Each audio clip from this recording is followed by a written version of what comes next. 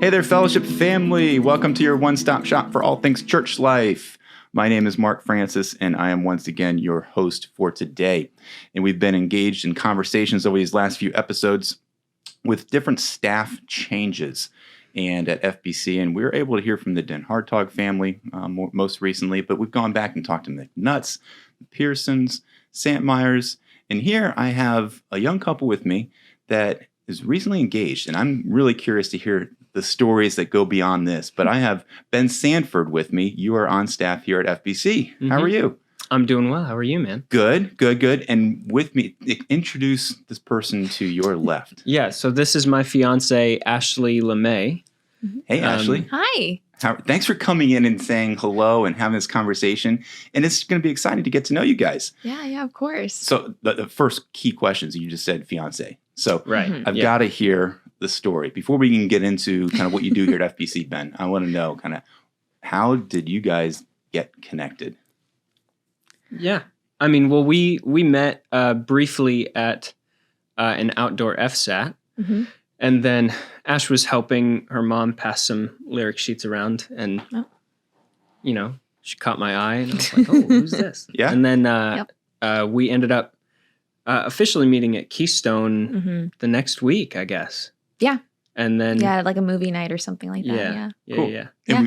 And through these podcasts, we've heard that Keystone is the young adult ministry here at FBC. And Caleb Pearson and Hannah were on earlier. Right, yeah. So you've been connected with Keystone for a little while as well, since they've began. Mm-hmm. But walk me through, so you met each other at a fellowship Saturday. So this is and then Keystone, so a very church-centered relationship. Mm-hmm. Yeah, for sure. And Ashley, you're not new to FBC. No. How long have you been attending the church here? I've been here for 17 years. Yeah. Yeah, so since I think had just turned 9 when my family came this way. Growing up in the church. Yep. And so you've been through the process of going through children's ministry and youth ministry and now young adult, and you're still local. So you still live in town. Yep. You didn't move away. No. I thought about moving around, but once I met Ben, I decided I wanted to stay here. Wow. So yeah. Look at that, Ben. I won.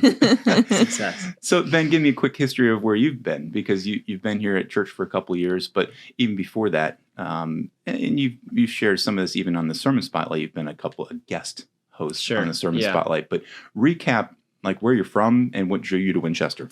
Yeah, so I grew up in a missions organization. My parents were part of New Tribes Mission at the time. Now it's Ethnos 360. So we kind of bounced around. I spent the most years of my life in Arizona at they have an aviation training base down there. So then after Arizona, I went to Bible school in Michigan and then finished a bachelor's in linguistics at Moody Bible Institute in Chicago. And then got plugged in with the church because I was looking for internships to do. Moody requires you to do some sort of internship at the end of your degree program. So somebody from the Meade family, who married one of my closest friends, recommended that I give Mark Carey a call. And the Meads go to church here. The Meads go to church here, yeah.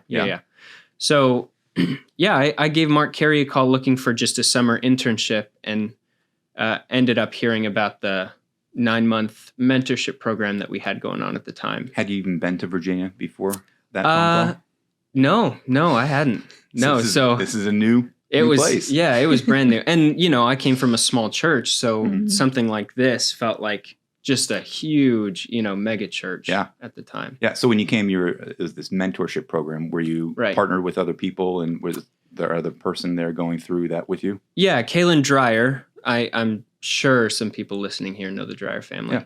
Yeah. Kaylin and I went through it together, and it was, the cool thing about it was we got integrated with different ministries within the church. So we were part of missions and kind of being discipled by some of those guys. And then Dawn met with us and Mark Carey met with us regularly. And we got to be part of family life and youth for a time. And it was just a cool kind of introduction to the church, for 9 months.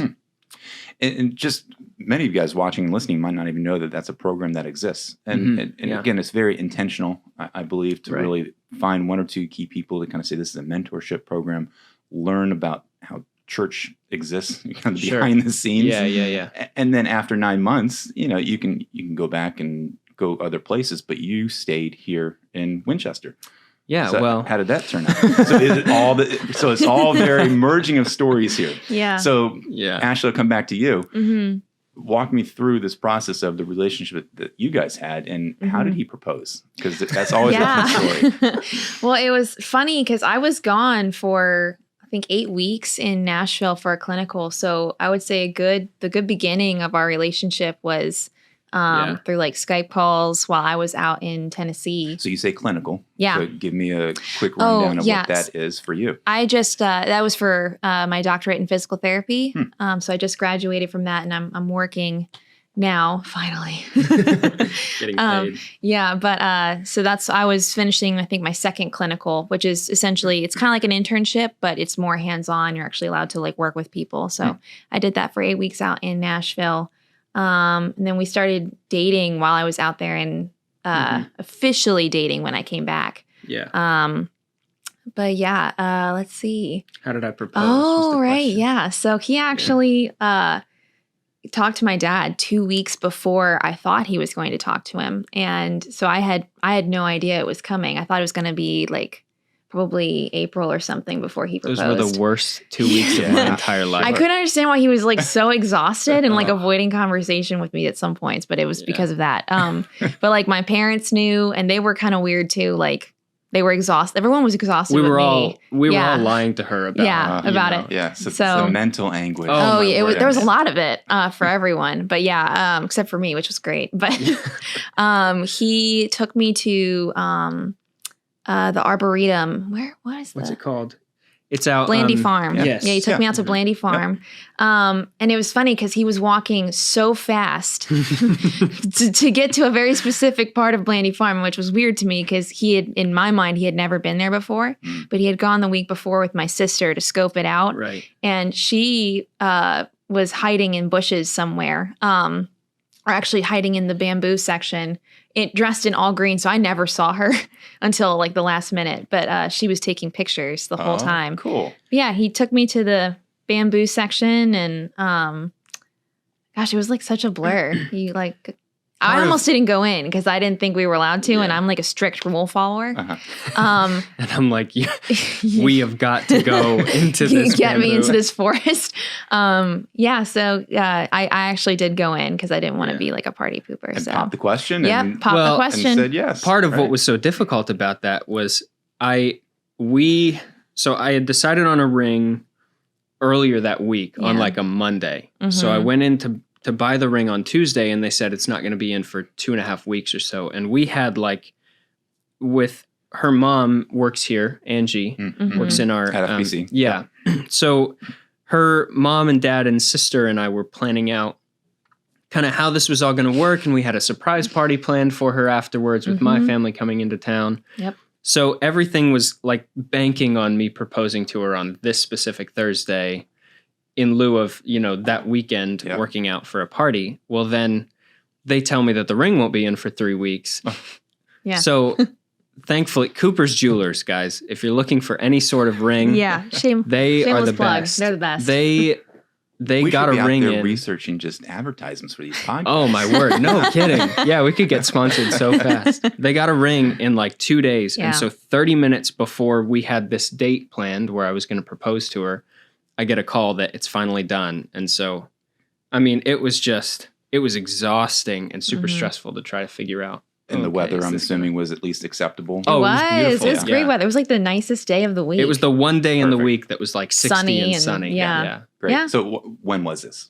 How long ago? That was February, late Yeah. February. I think right? February 15th. Okay. Yeah, something like that. Yeah. So when do you have a date of when the wedding is going to happen? Yep. October 15th. Yeah. Yep. Right around the corner. Just coming up. Yes. Okay.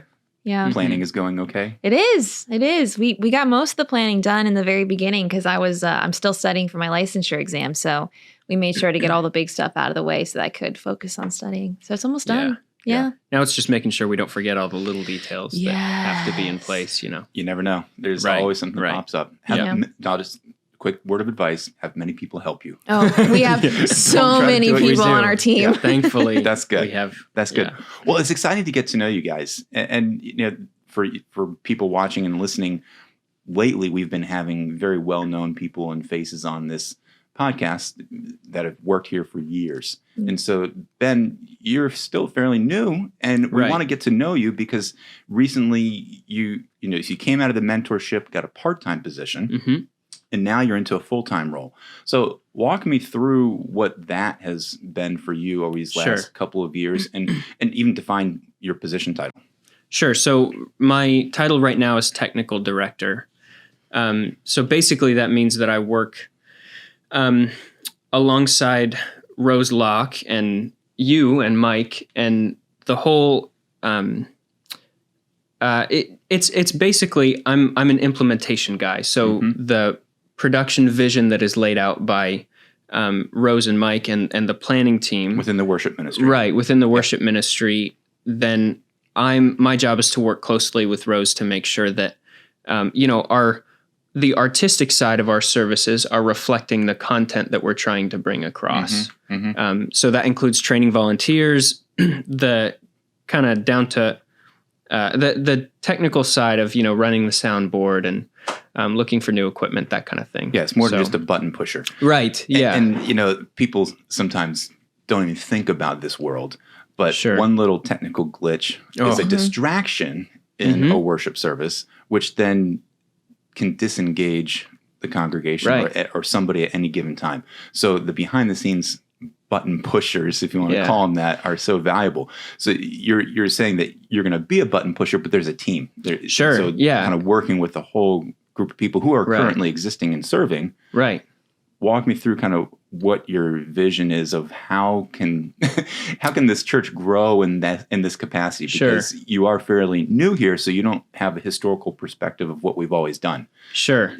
What's your vision for this job? I would love to see. I think you said it, that you almost have to communicate that button pushing is important. You know what I mean? That it's not just, hey, we need somebody to come up here and run this, but hey, we want our worship services to be as distraction-free as possible so that people can really engage with what the Lord is trying to communicate to us. And so I would love to see our current team now, as well as new volunteers that come in, be able to take ownership of the positions that they're in and recognize their importance to what the Lord has in what the Lord has gifted them, to be able to use that to serve the body in that way. And I think really we have done a good job of that up to this point. Yeah. I would just absolutely. to continue that. I would emphasize that. I mean, just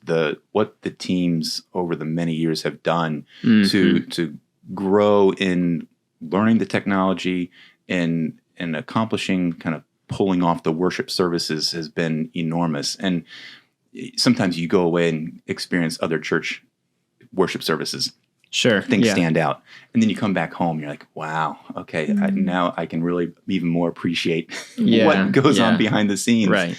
And even since you've been here, things have changed. We've had COVID. We've had different things happening. Give me one or two little quick stories or things that we've had to install and implement since you've been here that have enhanced this position and enhanced the worship times.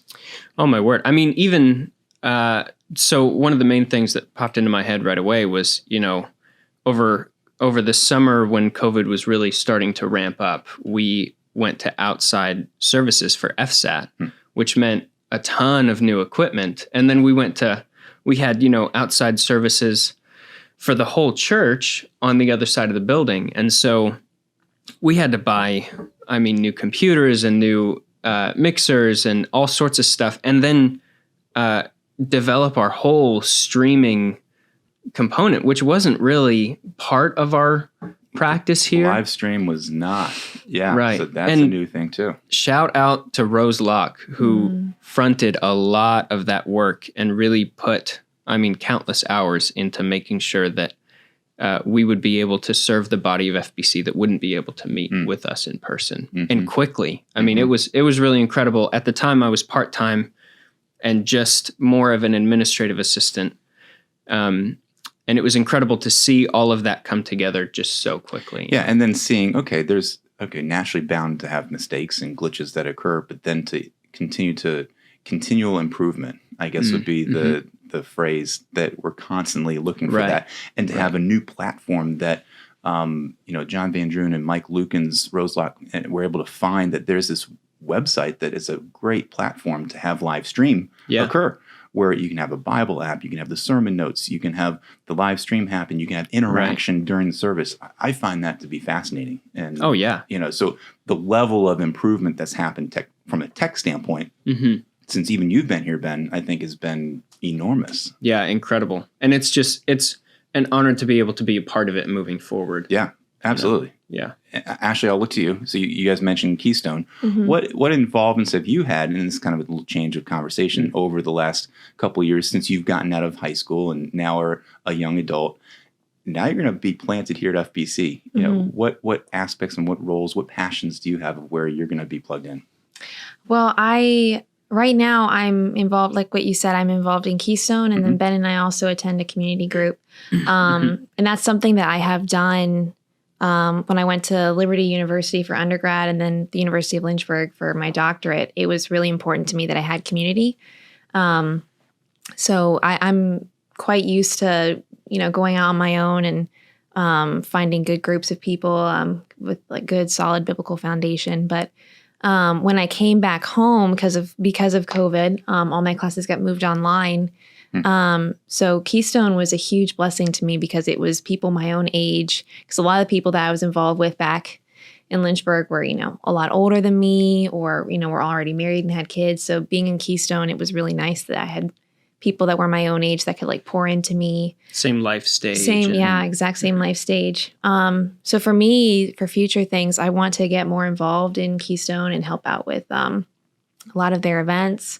Because I think both of us are already on the Keystone leadership team. Obviously, in this season of our life, we're a little bit busy, but moving forward, it is life-giving to me to be able to help people and work with people my own age and mentor people if just through different stages of their life that I've kind of already gone through, and then just also seek to be poured into at community group. And Ben teaches a couple times at his community group, so it's interesting to hear other people in his group teach the lessons, and also listen to Ben and learn from him as well. Yeah, it sounds like you both kind of value church life. Yeah, and being a part of the body and being connected and plugged in. I mean, Ben, you were pursuing that. You were seeking that out, coming out of... Right, that was the whole reason of coming here, was to really get that. Yeah. And having a heart for, reaching out to others, I think is important too, to say, okay, we're not just going to come to Keystone just to receive, but then now that you're realizing, okay, this is a valuable ministry, you were able to kind of get connected and meet each other that way. And now you can pursue other people. Right. I'll focus on Keystone for a second. How is that going right now? How are you guys growing? What new opportunities are there for young adults who may be watching or listening? Sure. It's grown pretty exponentially even since we met, which was about a year ago. Yeah. In terms of opportunities, the thing that I love about Keystone is that, it's, you'll often hear Caleb say that our intention is to be a community centered around the gospel, right? Specifically of people our own age. And so you find that leaves it pretty open-ended in terms of there are times when we have Bible study and sing a few worship songs, and that's our night. And then there's times where just yesterday we had just a pool party with everybody, and it, just hanging out and building community. And then we'll go on hikes to Bear's Den and have a Bible study up there, or just have breakout prayer times, or it's able to have some variety.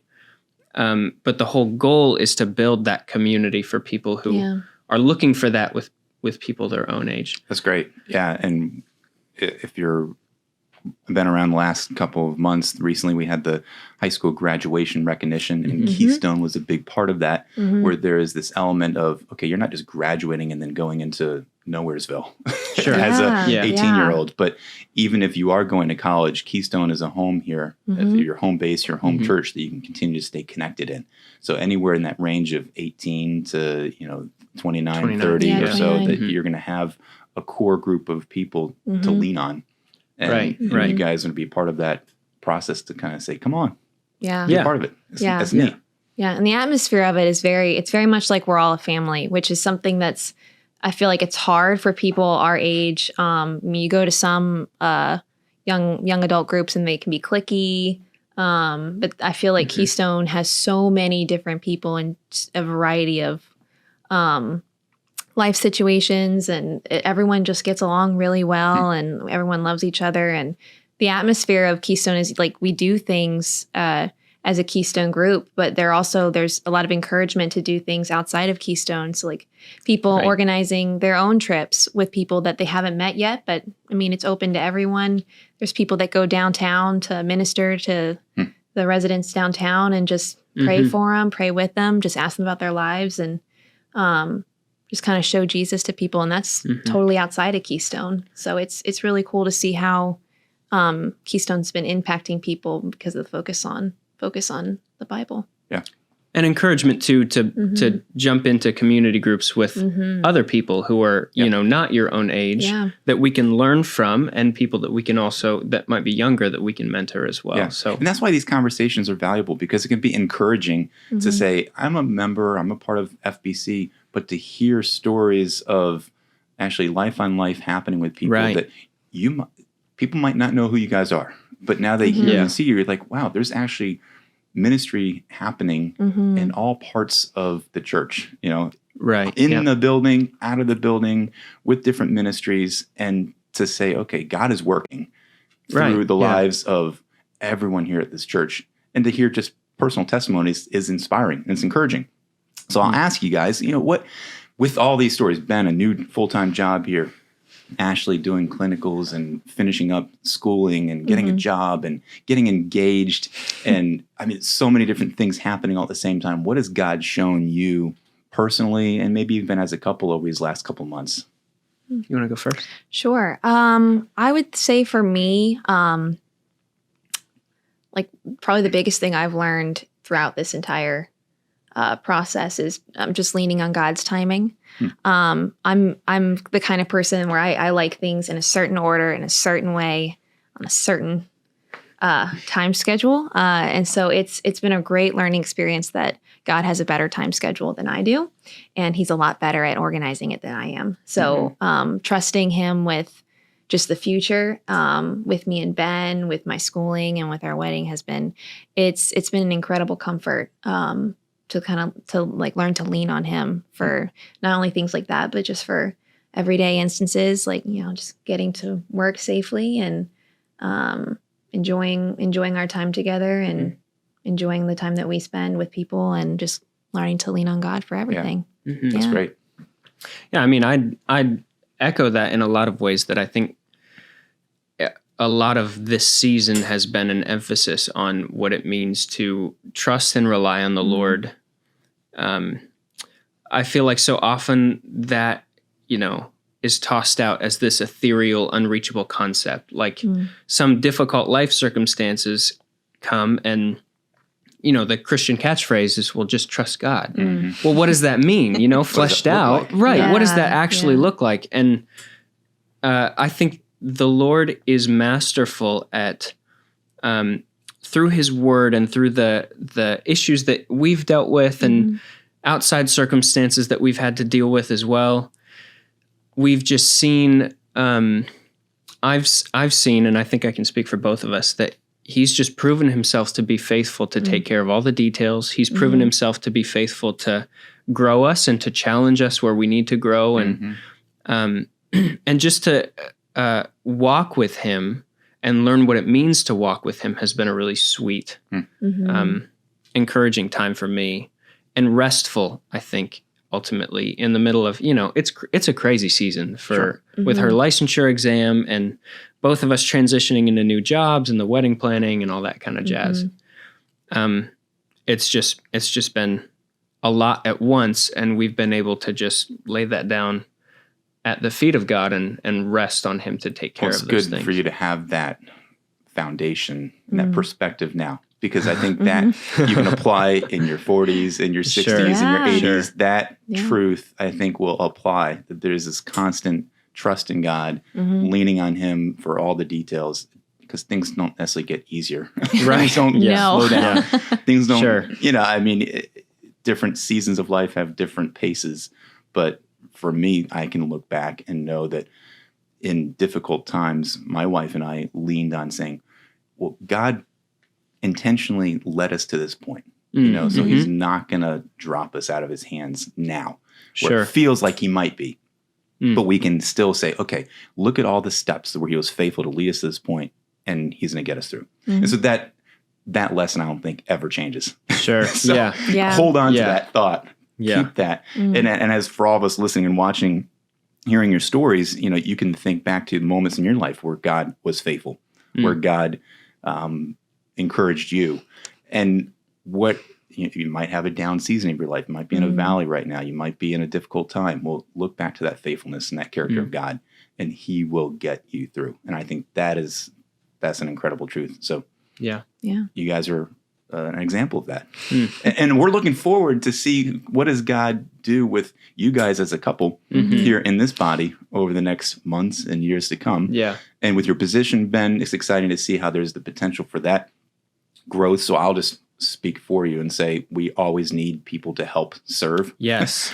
We always need, Yes. I mean, just because things look that they're working and functioning here at the church doesn't mean that there's not holes and gaps in locations of where your giftedness can be used. So anything you want to voice to that? I mean, regardless of if you know absolutely nothing about anything up in the tech booth, that's fine. In fact, we're very happy with that because it means we can train you in the way that we do things without, having different philosophies from other perspectives. So it's, I mean, if there's any desire to join on your part, email me at bensanford@fbcva.org and or Mark F at fbcva.org. There you go. Throw my name in there too. Yeah, I'm here to help. Absolutely. And there's, again, I just whether say you that, want to or not. No, but I say that there's always a need. But just to have the willingness to serve and to come a little bit early on a Sunday morning, once or twice a month, and to be a part of other special events, there's always opportunities. So I throw that out there as a concluding thought because you never know what is going to spark an interest in somebody, and they hear us talk technical details, and it could be really boring to somebody, but it can be super exciting to somebody. So I'm excited about what God's going to do with you guys in the future. Us too. Yeah. So, Well, thank you for being here. Thanks for having me. Thank you. And for everyone watching and listening at home or in your car, wherever you do that, all the podcast opportunities. We have the Global Church podcast. We have the Sermon Spotlight podcast. And here on this fellowship family, just continue to tune in, subscribe to us, find us on all the different locations of where podcasts are found. You can go to fbcva.life/podcast also. And it's exciting to see this fellowship family podcast grow and to learn about our staff and the things to come. Stay tuned. There's going to be more conversations to have down the road. So thanks for watching and listening. And until we chat again, let Christ be the focus of your life each and every day.